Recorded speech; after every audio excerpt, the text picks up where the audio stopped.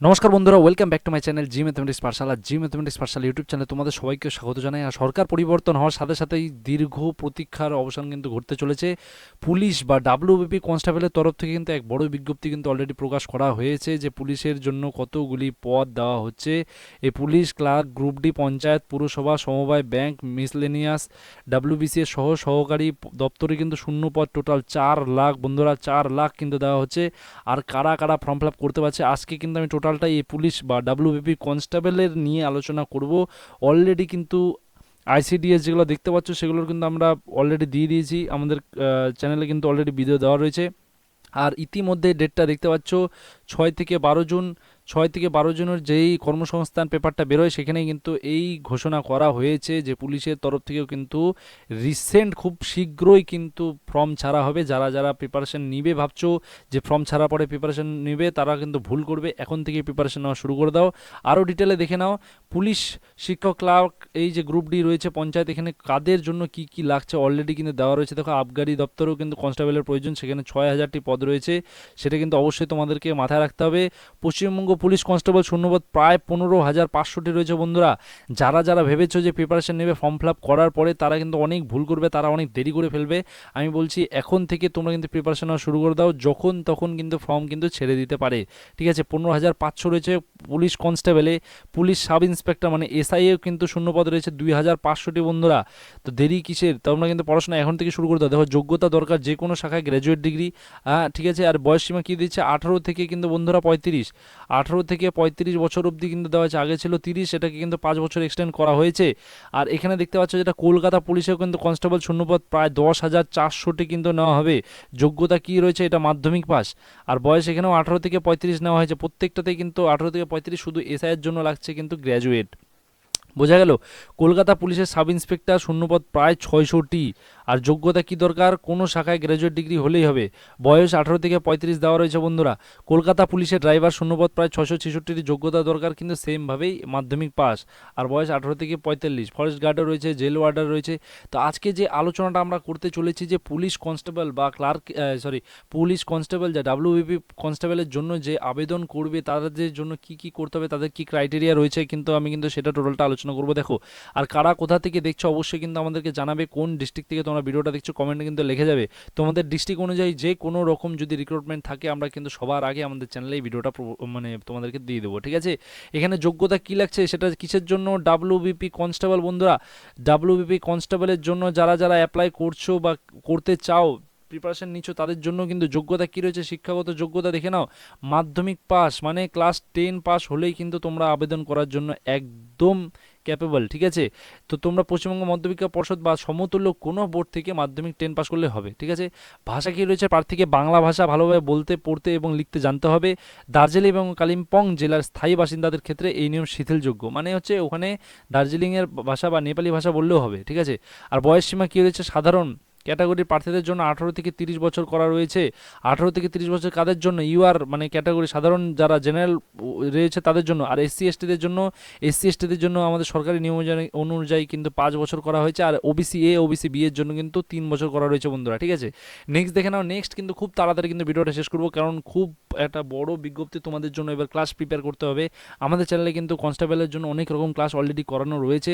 বিগত বছরে কিছু প্রশ্ন উত্তরেরও কিন্তু ম্যাথ করানো রয়েছে, তোমরা কিন্তু সেটাও দেখতে পারো। ঠিক আছে, শারীরিক মাপজোক কী রয়েছে? শারীরিক যোগ্যতার মানদণ্ড নিচে দেওয়া হলো, দেখে নাও। ক্যাটাগরি ন্যূনতম উচ্চতা, পুরুষদের ক্ষেত্রে উচ্চতা কী লাগছে? 167 সেন্টিমিটার।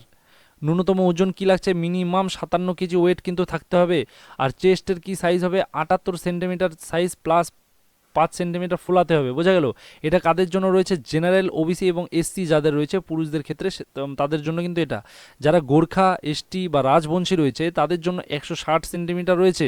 160 সেন্টিমিটার তাদের জন্য কিন্তু ছাড় রয়েছে। ঠিক আছে, সাথে 53 কেজি ওয়েট হলে কিন্তু তারা অ্যাপ্লিকেবল হয়ে যাবে। সাথে ছাতি কি লাগবে? 76 সেন্টিমিটার প্লাস 5 সেমি ফোলাতে হবে এদের ক্ষেত্রেও।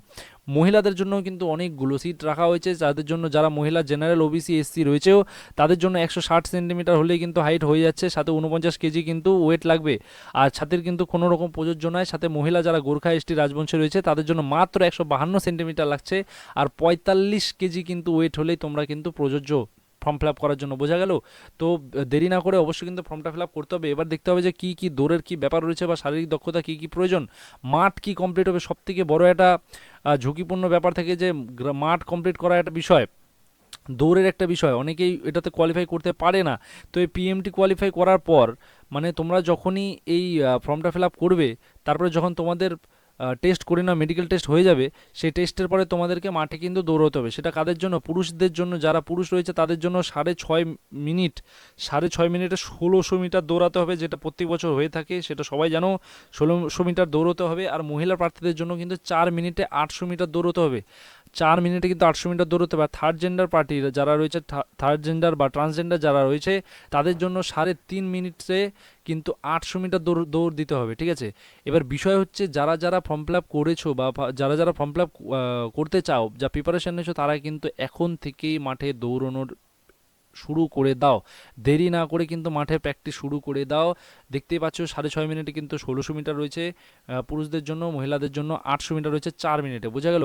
নেক্সট দেখো, নেক্সট হচ্ছে নিয়োগ প্রক্রিয়া ও পরীক্ষার সিলেবাস কী কী থাকবে। নিয়োগ প্রক্রিয়া মূলত লিখিত পরীক্ষা ফার্স্টে, তারপর পিএমটি মানে মেডিকেল টেস্ট, পিইটি তোমাদের এডুকেশনাল টেস্ট, এবং ইন্টারভিউর মাধ্যমে, মানে এটা মাঠ হবে, মাঠ তো হবেই, সাথে তোমাদের মেডিকেল টেস্ট হবে, সাথে ইন্টারভিউর মাধ্যমে সম্পন্ন হবে। লিখিত পরীক্ষাটি 85 নম্বরের হবে, তার মানে লিখিত পরীক্ষা তোমাদের একবারই দিতে হচ্ছে।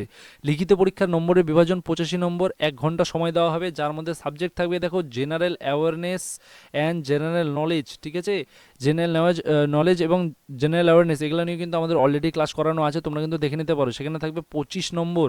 আর তারপরে থাকবে এলিমেন্টারি ম্যাথমেটিক্স, যেটা মাধ্যমিক মানের থাকবে। এলিমেন্টারি ম্যাথমেটিক্স অঙ্কে সেখানে 25 নম্বর থাকবে, সেটাও মাধ্যমিক লেভেলের থাকবে।